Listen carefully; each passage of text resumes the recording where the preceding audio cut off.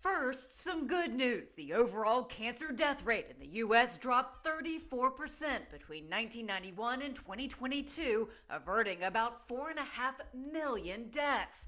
But the bad news, not everyone is seeing this shift in their battle against cancer. Where people live can determine whether they live from cancer, and not by a small amount. In a new study from the American Cancer Society, researchers say the overall 5-year cancer survival rates for each stage of cancer were lower in rural areas for both black and white U.S. residents, which means your odds of surviving cancer aren't only based on biology, says Dr. Arif Kamal. This study is now speaking to the importance of someone's ZNA, their zip code, right? As we might think about someone's DNA, this idea that where you live and its location and distance from highly specialized care, including clinical trials, can determine whether you live from cancer. Kamal says the first step in closing the gap is to be aware that there is one and that rural residents may not have access to specialized services like radiation or to surgeons experienced in treating their specific disease. So that means that